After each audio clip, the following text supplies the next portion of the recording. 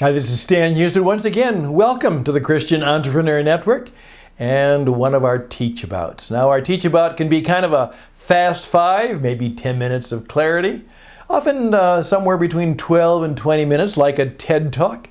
And what we're simply trying to do is to come to you on this ever-present medium called video, maybe television, and show you some ideas, some thoughts, hopefully some things that might help you to be able to live as a Christian entrepreneur. Now, what is a Christian entrepreneur? Well, they're one who follows Jesus. They are seeking to build a life and business. They're going to create entrepreneurship in their life and in what they build and create. And we say the Christian entrepreneur seeks God's special wisdom, insight, strength, and direction, so that they can be fully alive. Fully alive.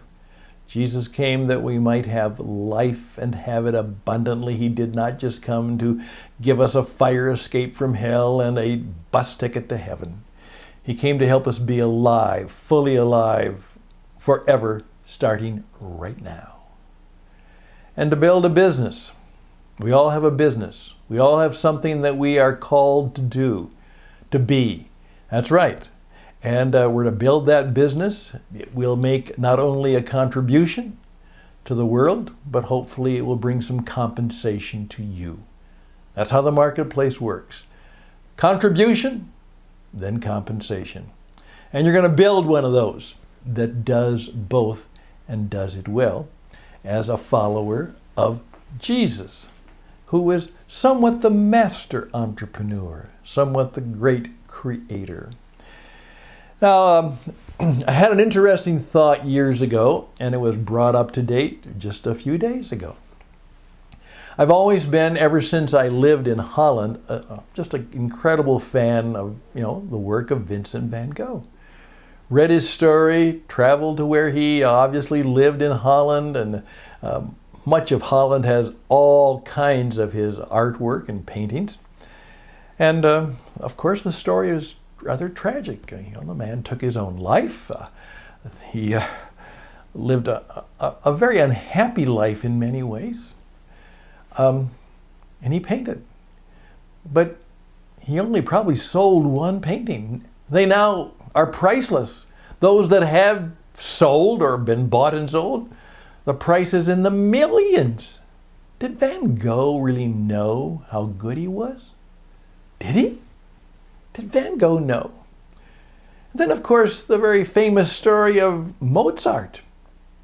Incredible. One of the greatest musical musicians of all time.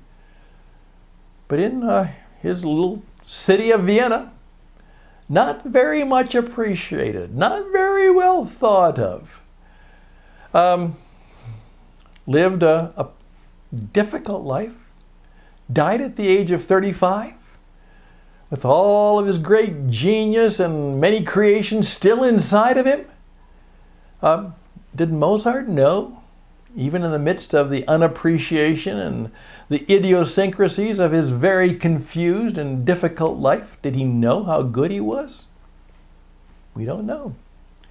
But obviously time has shown us that there was some greatness there. Now, I oftentimes say that because I wonder if all of us know what it is we are called to do and whether it really has any value. Now, I was talking to a kind of a cowboy artist.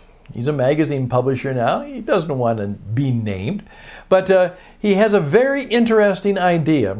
He said, what Van Gogh did is oftentimes he painted some of his greatest paintings. He just did them in one day. He took his canvas and his paints and he went out to where he was going to paint and he took the day and he whipped it out. Just in one day he did this beautiful painting. Now, of course, many artists spend hours and hours and days and months, doing a painting. He would whip it out in a day.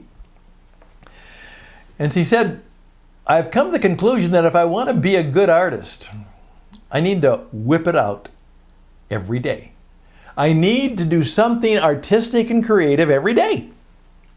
You know, maybe a sketch, maybe a drawing, maybe a painting, maybe a picture taking.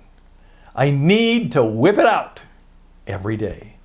And I don't expect that I'm going to get paid for it or that I'm going to have anyone compensate for it.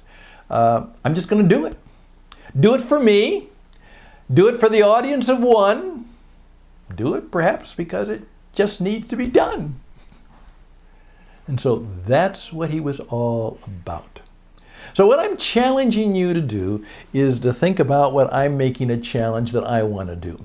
What I want to do going forward into 2019, I want to do a daily whip out for you in the Christian Entrepreneur Network to discipline myself to do what I do, which is a video presentation, a video teaching, a radio program, perhaps a posting, something that I can write. I'm fairly good at that. Still, I may be a professional presenter and broadcaster, but I'm still just an enhanced amateur author at the very best.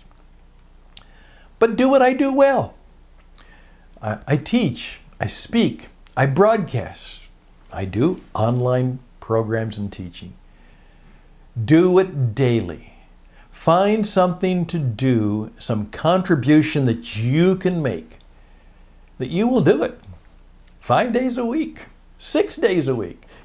Take Sunday, take a Sabbath off. Just rest and relax and worship. But other than that, you're finding something of value to create, to do, and you whip it out. And you put it out, you choose yourself, you pick yourself, and you put it out, and you let the outcome and the results be what they are. But you did it.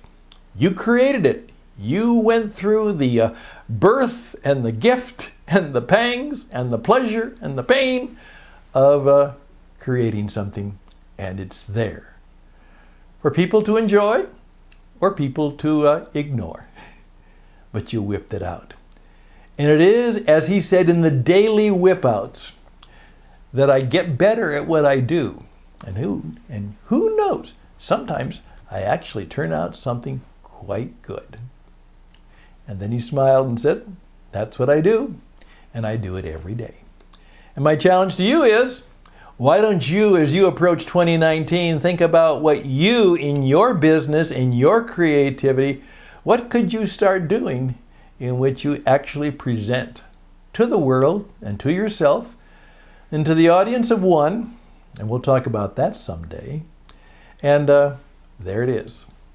A daily act of God-given creativity, a daily whip out. Well, just let that idea sit on your head for a while, and then why don't you do something about it? I'm Stan Hustad for the Christian Entrepreneur Network, TCENglobal.org, TCENglobal.org. And if we've been helpful to you, we'd appreciate TCENglobal.org/contribute. Best and blessings, and bye for now.